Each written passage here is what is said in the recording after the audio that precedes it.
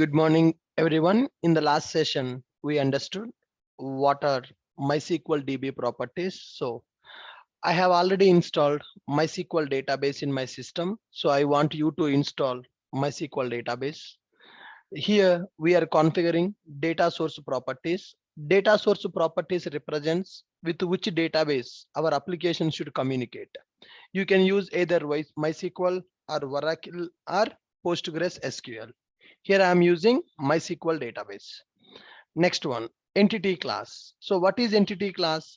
The Java class which is mapped with the database table is called as entity class. To map Java class with the DB table, we will use below annotations. Can you guys tell me what are the annotations we are using to develop entity class? What are the annotations we are using to develop entity class? Come on guys, please respond. @entity, @table, @id, @column. Entity represents our Java class as an entity class, that is mandatory annotation. Table annotation is used to map our class name to table name. If you don't use the table annotation, class name will be considered as table name. ID annotation represents primary key column mapped variable. Which variable is mapped to primary key column will be represented by using ID. Column is used to map our variable name to column name. If we don't use the column name, then it will consider the variable name as a column name. So for every database table, one entity class is mandatory. So see here, we are creating one entity class like this. Next up. Here, repository interface. So what is a repository interface? JPA provided repository interfaces to perform the CRUD operations in the database. If you want to perform CRUD operations in the database, then you no need to write the logic to perform that. Already JPA developed that logic as part of their interfaces. You just need to create one interface and you need to extend the properties from JPA interfaces. You just need to create the interface and extend the properties from JPA interfaces. How many interfaces available in the JPA to perform these CRUD operations?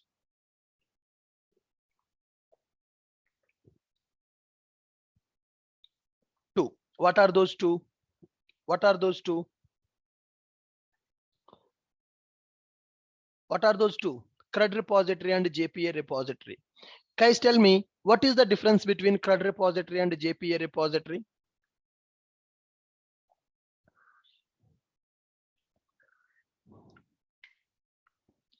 What is the difference between CRUD repository and JPA repository? What is the difference between CRUD repository and JPA repository? They are used to perform operations, right? JPA repository having more methods. Now here we have seen data source properties. MySQL data source properties I'm configuring.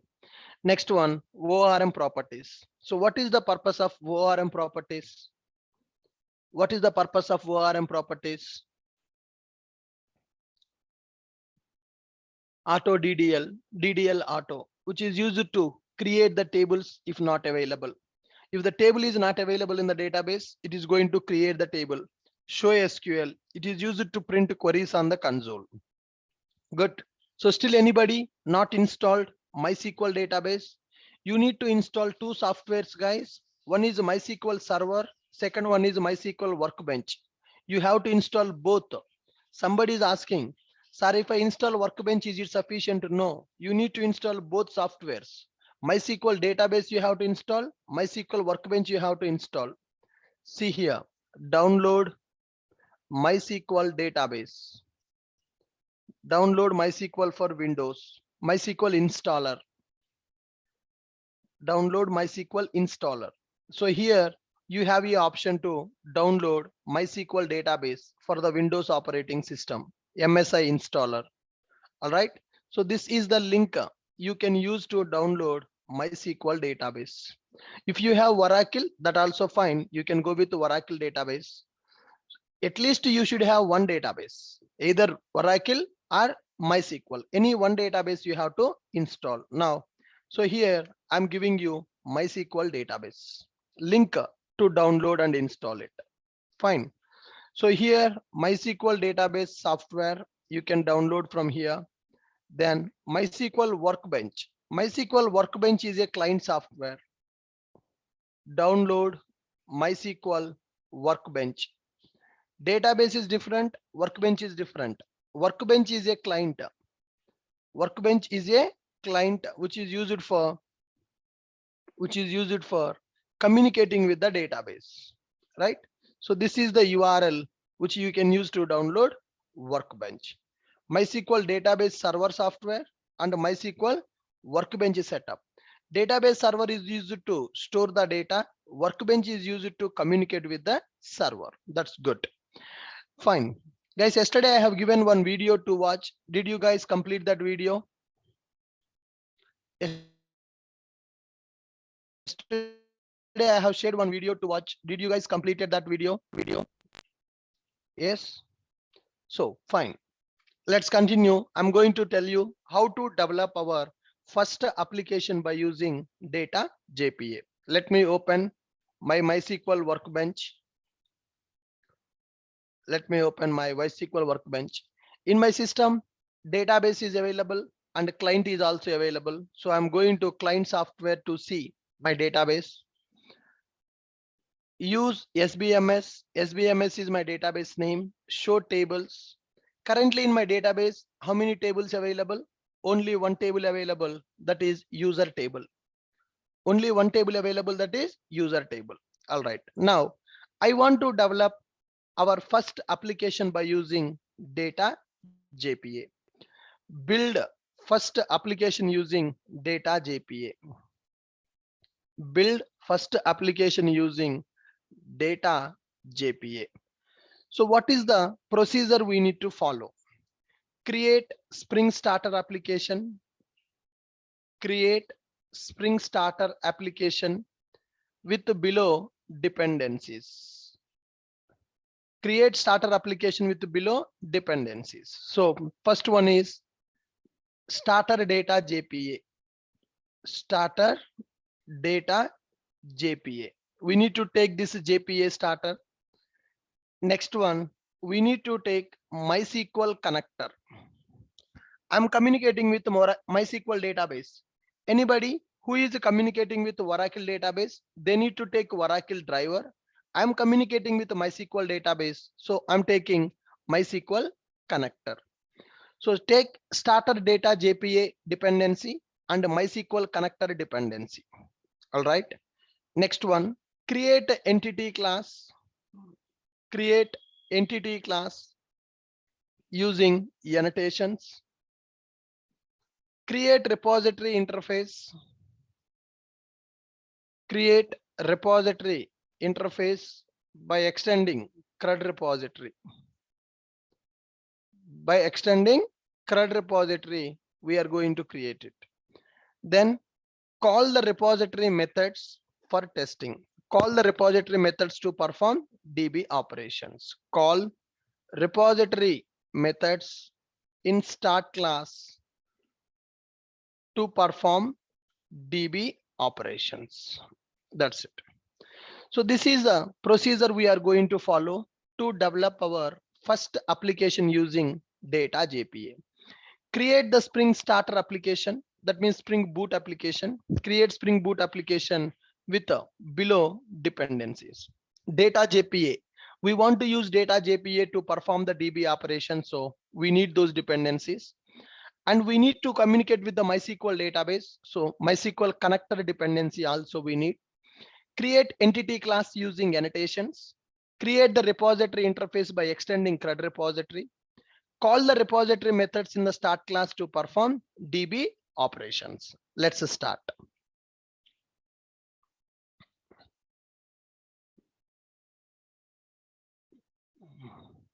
File, new, Spring Starter project, nothing but Spring Boot application. So I'm going to make it as 13th data JPA application 1. Data JPA application 1. Next, yes, as of now, we have not selected any dependency in our classes because Spring Boot is giving one default dependency to develop a boot application. But first time we are going to select a dependency to develop our application. JPA dependency we need, write the JPA, you can search for that. Spring Data JPA is available. Good. I need MySQL driver, so I'm going for MySQL driver dependency. So if you are using Oracle, then you need to select a Oracle driver. I am using MySQL database, so I'm selecting MySQL driver. Click on next, click on finish. Here one step we missed, guys. Configure data source properties. Configure data source and ORM properties in application.properties file. Configure data source and ORM properties in application.properties file. Okay, project got created.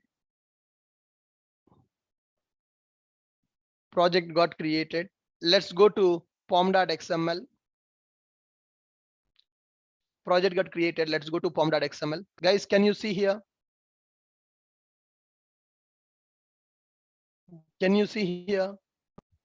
Dependency, group ID, artifact ID, data JPA starter I have taken, MySQL connector Java dependency. These are the new dependencies that we have added. All right. Now create one entity class. Entity class means the Java class which is mapped with a database table. New class. I'm keeping them in the package called entity. Class name I'm taking as a player. Class name I'm taking as a player. Inside this class we can write the variables: private integer player ID, private string player name, private integer player age, private string location or address, whatever it is. So here it is normal Java class now. It is a normal Java class now. I want to make this class as entity class. So what is the annotation? @entity. So it is mandatory annotation to represent the Java class as an entity. Entity is the mandatory annotation. Then I want to map this class with database table. If you want class name as a table name, then table is not required. But I want to map this class name to another table name, right? For that, we are going to use @table name is equal to cricket players. I'm giving the table name like this. Cricket players. You see, my class name is different, my table name is different. Guys, whenever we are going to import the packages, it is displaying two packages for table: persistence package, hibernate package. We are going for persistence package. You see, all the annotations I am referring from persistence packages here. All right, entity table ready. Next one, primary key. How to represent primary key? @ID. @ID. @ID represents player ID variable is mapped to primary key column in the table. Now, how to map the variable to column name? @column name is equal to player underscore ID. @column name is equal to player underscore ID. Okay. Next one. Here, @column name is equal to player underscore name. @column name is equal to player underscore name. Next one, age, player age. Here also I'm going to map it with a column. Column name is equal to player age. Guys, look for location, I want to use as it is. For location, I want to use as it is. Right? Now, if I want to use the variable name as a column name, do I need to use a column annotation or it is optional? Do I need to use a column annotation or it is optional? It is optional. Okay, let's leave it. Let's leave it. I don't want to map it. I want to take the variable name as location. Column name also should be the location. Now, let me write the setters and getters. Let me write setters and getters. And let me write a toString method. Setters, getters, and a toString method. We can use Lombok also. From tomorrow onwards, I'm going to use Lombok so that we don't need to write the setters, getters, toString method manually. We can go for Lombok. All of you know what is Lombok? Anybody who don't know Lombok?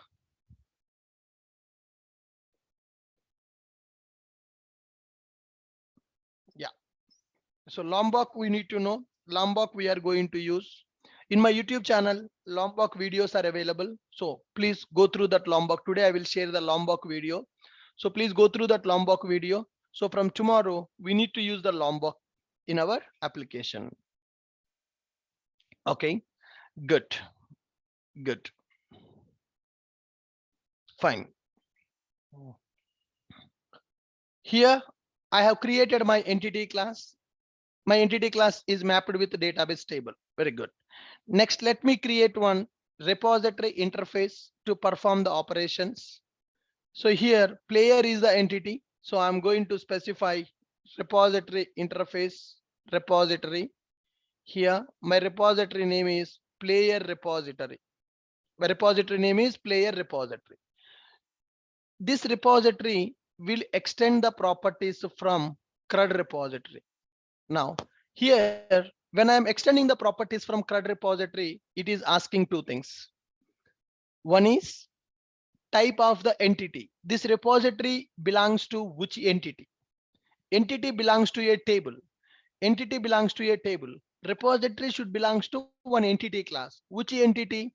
I have a entity called player entity. So this repository belongs to player entity. And here ID. So ID means what is the primary key type? So now my primary key is a integer type. My primary key is integer type, right? So look at this.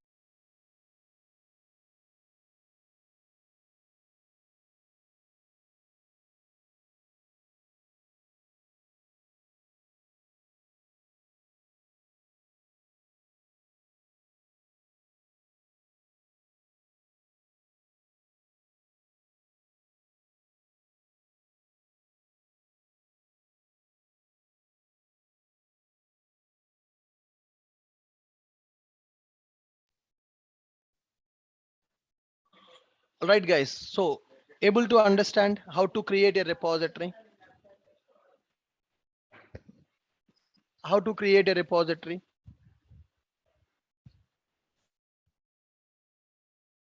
Understood? Now, when we create a repository, generally we will represent that by using repository annotation, but here it is optional. Repository annotation is not mandatory, guys, because our interface is not a normal interface. Our interface is extending the properties from CRUD repository. That means our interface is becoming JPA repository interface when we extend the properties. So look at this. We have entity class and we have repository interface. Are you guys clear with this?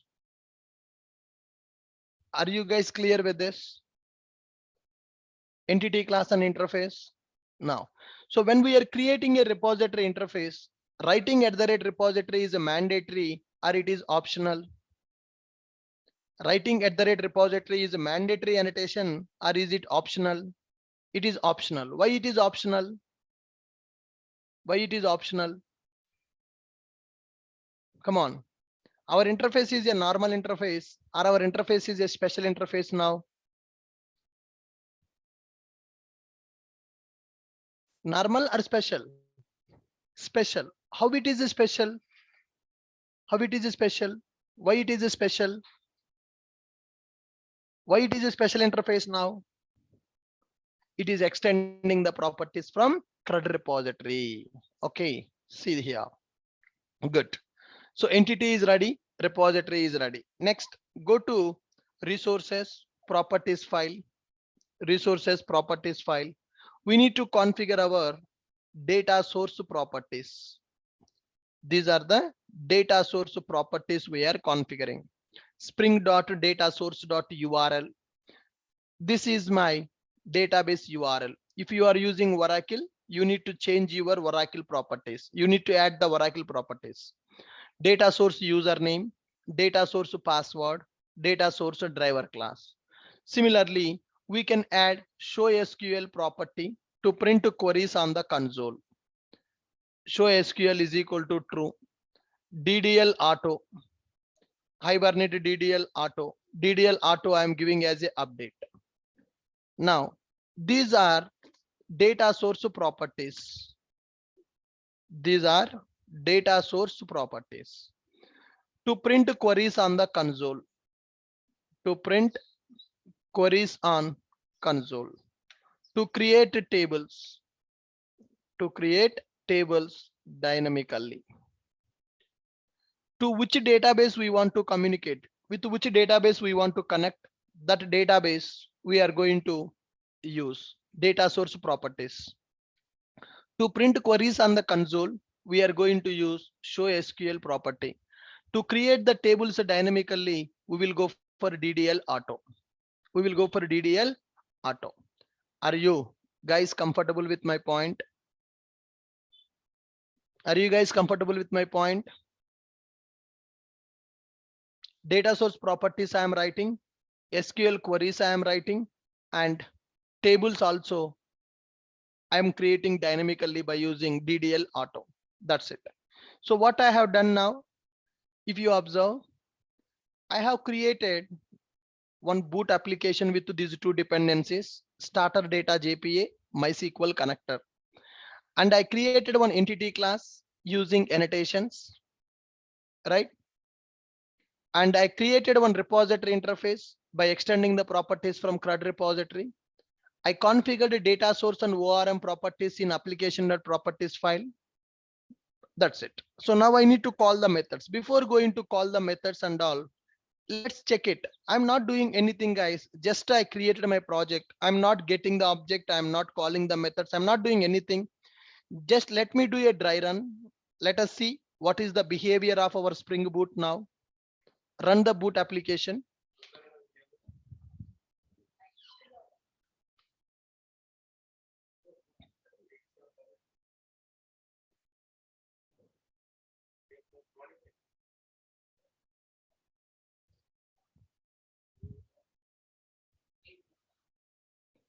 Yeah, guys, 1 second. Sir, at 11 o'clock we can go for. At 11 o'clock we'll get discharged. Yeah. So because if you see from yesterday to today, there is an improvement. Yeah, if anything is required, we'll come to the hospital by tomorrow morning and we can take the checkup once again. Okay, fine. Yeah, it's 87,000. That means it's a good count. Yesterday it was only 52,000. It was 82. Now we can go ahead. I think so. Yeah, sure. So what are the formalities I need to take care to get the discharge? They will take care of it. Okay.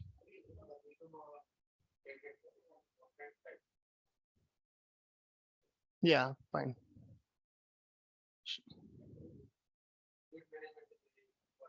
Yes, right. Yes.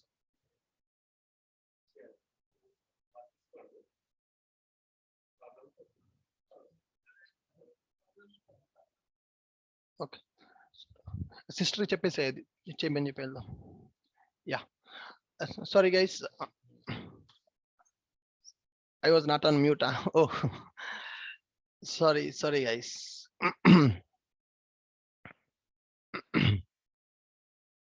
Yeah, so it's not for me, guys. It's for my wife. We are in hospital actually. So she's affected with the dengue fever. So platelets got down. So we are taking the treatment. I think it's good today we can get discharged.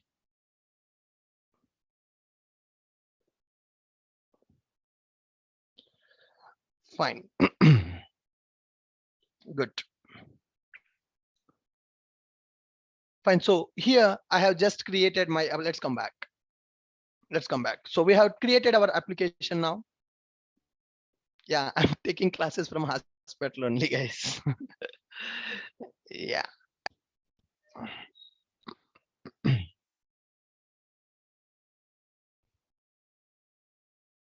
Fine, no problem, sir. We can continue. We can continue, guys. Uh, I have created my application and my entity class is ready. My repository is ready and my property is also ready. My property is also ready, right? Now, I want to start my application. Currently, am I calling any method? Am I calling any method here? Am I doing any call to the repository interface? I'm not doing anything, right? I'm not doing anything. Now, let me run my project once. Let me show you what is happening when I run my application. Now, see, I have started my application and my application got stopped. Okay. So if you see here, bootstrapping data JPA repositories in the default mode. That means in this entire application, it is scanning our packages. It is scanning our packages and it is identifying that do we have any JPA repository here? So is it able to find out there is one JPA repository? Is it able to scan for the JPA repositories? Is it scanning for the JPA repositories? Yes. Why it is able to, how it is able to scan, how it is able to identify that there is only one repository? How it is able to identify that there is only one repository? It is checking that that interface is extending from the CRUD repository. So it identified that. Now, this is the reason we no need to write @repository annotation. Whenever we have JPA starter in the class path, in my project, I have added JPA starter. In my project, I have JPA starter. When the JPA starter is available, it will scan for the repository interfaces. Are there any interfaces extending from the CRUD repository or JPA repository? So it is going to scan and it identified that I have one repository in the project. What it will do, when this repository identified in the scanning, it is going to provide the implementation for that repository in the runtime. So as a programmer, I just need to extend the properties from the repository interface like CRUD repository or JPA repository. We no need to write the logic for that. We no need to write the logic for that. We just need to extend the properties. Then JPA is going to scan for that and JPA is going to provide the implementation for that. JPA is going to provide the implementation for that. And you see, driver class is registered. Internally, JPA is using ORM, Hibernate ORM. Hikari pool. Hikari pool is nothing but it is creating a connection pool with database. So connection pool nothing but it is going to create 10 connections. It will prepare the connection pool. It will keep the 10 connections in the connection pool. This is the interview question. So which connection pool will be used by Spring Boot to communicate with the database? Hikari connection pool it is going to use. Guys, tell me, in our entire application, is there any logic I have written to register the driver, to create the connection, to create the connection pool? Are we writing any logic in our application for that? Are we just configuring data source properties? Are we writing the logic to communicate with the database, to register the driver, get the connection, create the connection pool? No. What I have done, I just configured my data source properties. Can we say Spring Boot is intelligent here? If I configure data source properties, it is understanding that database connections should be created. Can I say that it is auto configuration concept? Can we say that it is a auto configuration concept? Yes or no? If you just add the configuration properties, it is registering the driver, it is creating the connections, it is creating a connection pool, it is keeping connections also ready. That is the beauty. That is the beauty. So you just need to focus on your business logic. You no need to concentrate on the common logics. So database connections, database connection pool, is it required for only our project? Is it required only for our project or it is common requirement for every application? communicating with the database, creating the connections, creating the connection pool. It is common for every project. So that's why here in the Spring Boot, you no need to load the driver, you no need to create the connection, you no need to create the connection pool. Everything will be taken care by Spring Boot. How Spring Boot understood that I need database connection? इसको कैसे पता चला हमको connection पुल चाहिए बोल के? How Spring Boot identified that? How Spring Boot identified that I need a connection pool? That is the starter. That is the magic of the starter. We have added JPA dependency here, na? We have added JPA dependency here, right? As we have added the JPA dependency, it created connection pool. For example, if I don't use this JPA dependency, connection pool will be created or connection pool will not be created. It will not create the connection pool because JPA starter is not available. So based on our dependencies in the pom.xml, based on our dependencies in the pom.xml, boot will understand what configuration required for our project. If we add a web starter, it is starting the Tomcat server. If we add the JPA starter, it is creating the connection pool. That is called auto configuration. That is called as auto configuration. Are you guys getting my point? Are you guys getting my point? Right, fine. So whenever I run my application, currently I just created my classes, I have done the configuration. Running my application, run as boot application.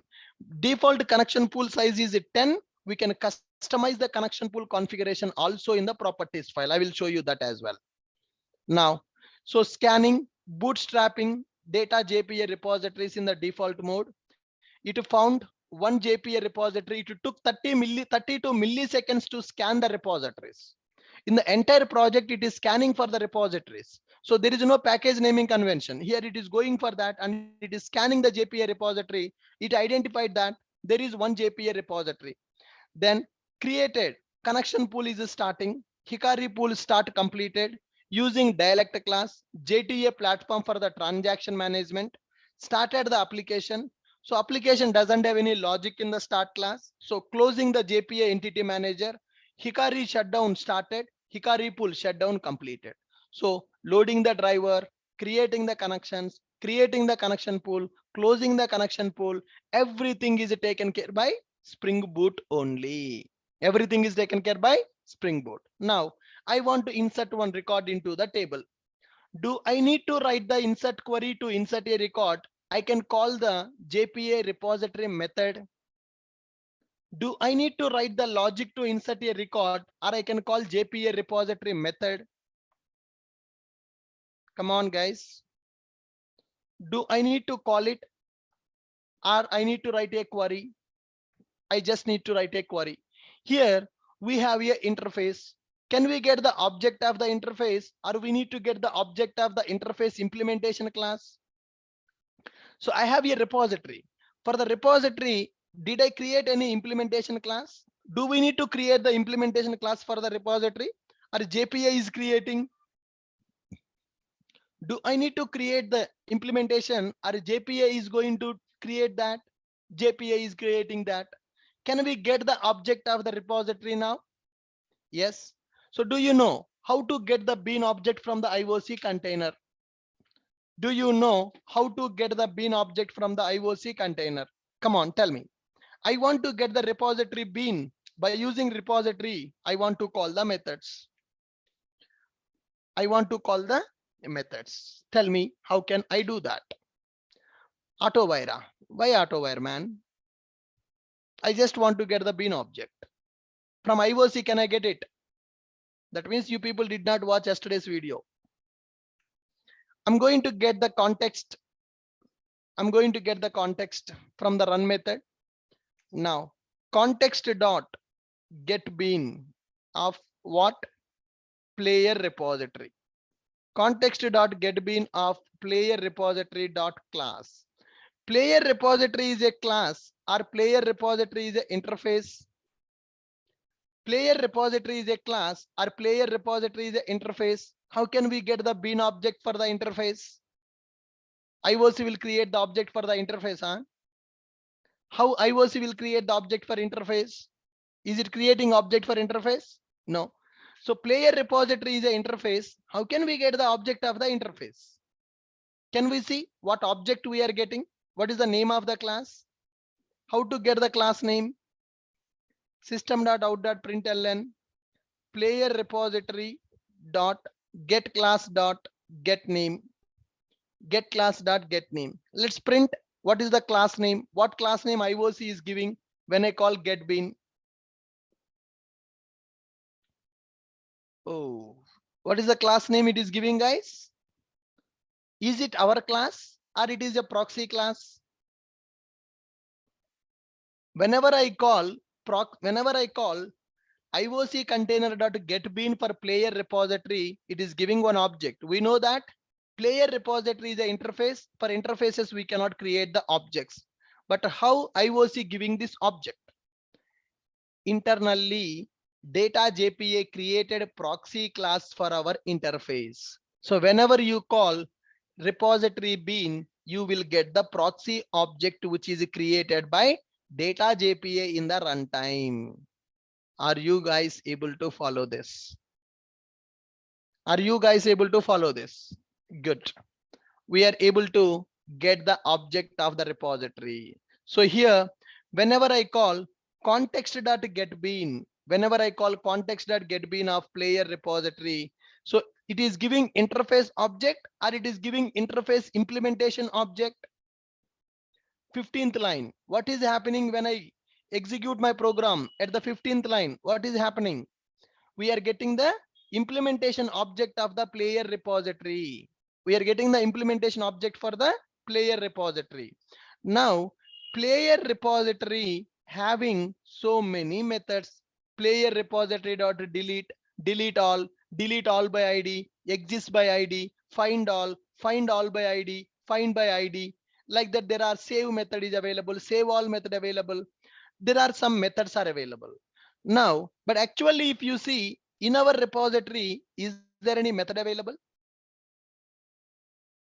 In our repository, is there any method available?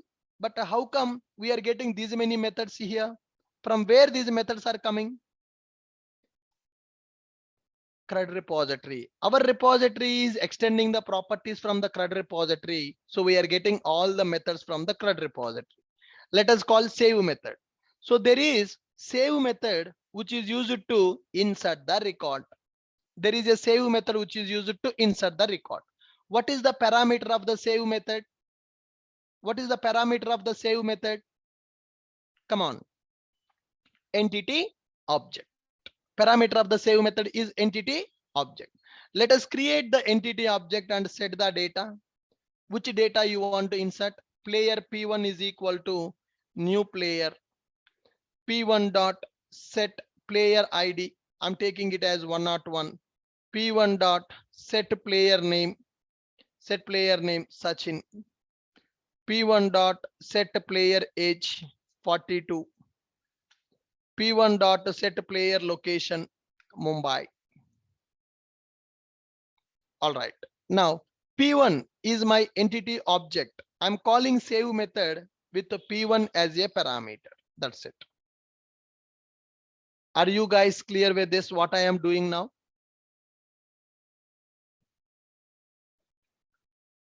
I have my boot start class.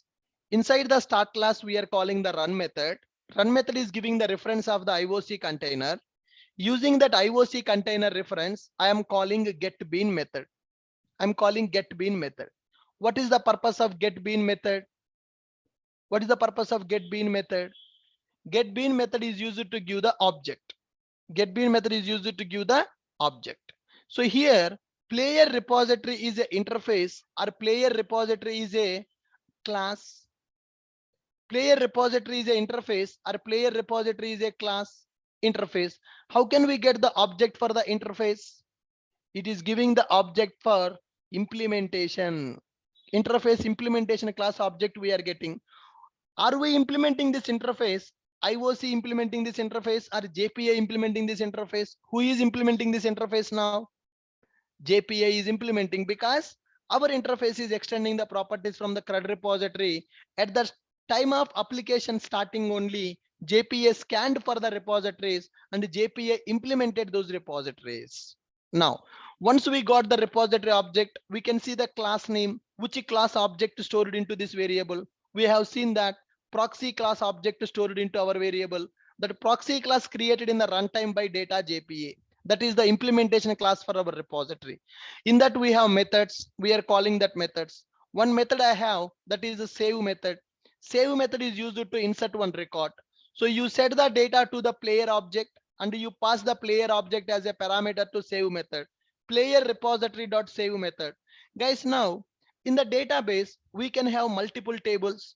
When I call the save of P1, how it will understand this should be inserted into cricket players table? How it will understand that it should be inserted into only cricket players table, this record? Where is the mapping between our application and the table? In the database, multiple tables will be available. Which record should be inserted to which table? How it will understand? Did I configure the table name? Did I configure the table name? Yes. In this entity class, there is a mapping. In the entity class, there is a mapping. So whenever we call save method with the player object, that player object record should be inserted into cricket players table. That is the mapping. We have already done that. That is the mapping. We have already done that. Okay. Now let me write a system.out.println done. Record inserted. Record inserted. That's it. Let's run this project. Before going to run the project, let me select the table, select a star from cricket players. Do we have this table in the database? Do we have this table? Yes, we have already started our application, so table got created. Select a star from cricket players. Table is created now. So do we have any data in the table? Player ID, location, age, name, any data available here? No data available. Go and run the application. Go and run the application. Yes. Can you see, guys? One record is inserted. Queries are printing. First it is executing a select query, then it is executing insert query. Why it is executing select query? It is checking with the player ID, is there any record already available? We are giving the player ID primary key value. With that player ID, is there any record already available or not? It is checking. Select a star from table where player ID is equal to given value. It is checking with the given player ID, is there any record available? Record is not available. That's why it is inserting that record. For example, I'm giving this age. Age is not 42, age is 55. Now let me run this. See the behavior of the application now. This time it inserted or it updated? It updated. So whenever you call the save method is used for both inserting as well as updating.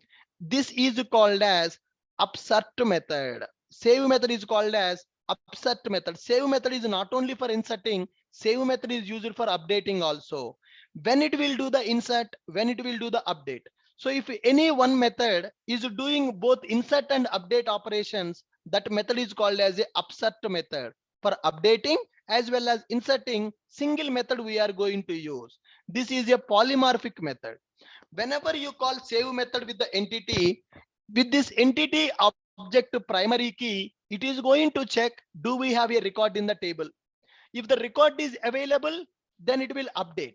If the record is not available, it will insert. So it is upsert operation. Not insert, not update. It is upsert. Upsert means update and insert. So when it is going to update, when it is going to insert, this save method is a polymorphic method. Whenever you pass your player object as a parameter, it will check what is the primary key, 101. With this 101, do we have any record in the table? If the record is available in the table, it is going to update. If the record is not available in the table, it is going to insert. Now, let me change the data.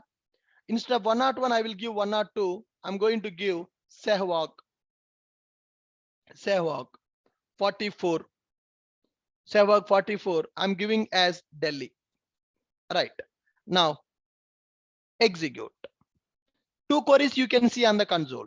One is a select query, Another one is a insert query. So this time, first it executed select query because it is checking where player ID is equal to given value. With that player ID, do I have any record in the table? Do I have any record in the table? First time no record available. So it inserted Sehwag record in the table, 102 ID. Now, for example, if I just change age from 44 to 46, now I just changed it. Now I am calling the save method. This time it is going to insert the record or it is going to update the record. If I call the save method now, why it will update now? Why it will update? Why it is updating? With 102 already record is available. Save method is a upsert method. With the 102 already record available, so it is just going to update that record. Now let's run this program. See the console. One select query will execute to check the record presence in the table with the primary key. Then it is updating. See, update cricket players, set location, player age, player name, where player ID is equal to given value. Go to the database. Earlier 44 is the age for the Sehwag. Now isko run karo. Now can you see record is updated with 46, age 46, age 46. Yes. In the data JPA, there is no separate method for updating, guys. We have only save method. Save method used for inserting as well as for updating. Do we have this facility in the JDBC? Do we have this facility in the JDBC? हम मर मर के code लिखना पड़ेगा JDBC में. Everything we have to write in the JDBC. But here, are we doing anything? Am I writing any logic to insert a record? Am I writing any logic to insert the record? So what we are doing? We are just writing save. We are just calling save method. Save method is taking care of everything. Am I writing the logic to load the driver, create the connections, or I'm just configuring the data source properties? I'm just calling the data source properties. Database connections are getting created. I'm just writing the data source properties. Database connections are getting created. Okay. Now I'm just extending the properties from CRUD repository. I'm getting the methods to perform the CRUD operations. I'm getting the methods to perform the CRUD operations. I'm just calling the save method. It is taking care of the record insertion. It is taking care of the record insertion. Are you guys clear with this application? Beautiful now. Now you understand why to go for data JPA, why not JDBC? You understand the power of data JPA now. Less coding, less coding. Concentrate only on your business logic. Concentrate only on the business logic. You no need to concentrate on the configurations. Configurations will be taken care by Spring Boot. Configurations will be taken care by Spring Boot. Now, here currently, I am writing my logic in the main method, guys. But are we going to write this logic in the main method in future? When we go for layered architecture, we are going to call this database logics in the service layer. When I develop layered architecture, I will give you that clarity. Today, just to testing purpose, our data JPA functionality working or not, for testing purpose, I'm just writing in the start class. In future, we don't write this logic in the start class. We are going to create a service layer. Inside the service layer, we will call the repository methods. Do I need to write anything in the repository to perform the CRUD operations now? If I have 1000 tables in the project, how many methods I will write to perform the CRUD operations? If I have 1000 tables, how many methods I will write to perform the CRUD operations? If I have 1000 tables in the database, how many methods I need to write to perform the CRUD operations? 0. If I go for normal Hibernate, how many methods? Lot of methods I need to write if I go for Hibernate. 1000 tables means 1000 into 4, 4000 methods I have to write. But in the data JPA, 0 methods we are writing. All of you able to understand? All of you able to understand? Okay. Yes, if you have 1,000 tables, 1,000 entities, 1,000 repositories you have to create. For every table, one entity class and one repository interface we have to create. For every table, one entity class, one repository interface we have to create. Okay, good. Next one. Guys, here, CRUD repository methods. CRUD repository methods. Table will not be deleted, guys. Table is permanently created, na table will not be deleted. CRUD repository methods. So we need to understand what are the methods available in the CRUD repository. So currently, which method we have used? Currently, which method we have used? Save method. What is the behavior of save method? Is it only for inserting or it is for upsetting? Upsert method. Upsert method. Insert and update. When it will do insert, when it will do update, when it will do insert, when it will do update. If the record is not available with the primary key, then it will insert. If the record is already available,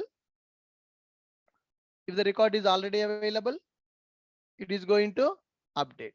Upsert method, insert and update for one record. For one record. Save all method. This is also upsert method. Save all. If you want to insert a single record, we have a save method. For multiple records, we can go for save all method. If you want to deal with multiple records, then you can go for save all method. Next one, find by ID. Find by ID to retrieve single record based on primary key. To retrieve record using primary key. Find by ID. Find all by ID. Find all by ID. If you want to retrieve a single record based on a primary key, then you can go for find by ID method to retrieve multiple records based on primary keys. To retrieve multiple records using primary keys.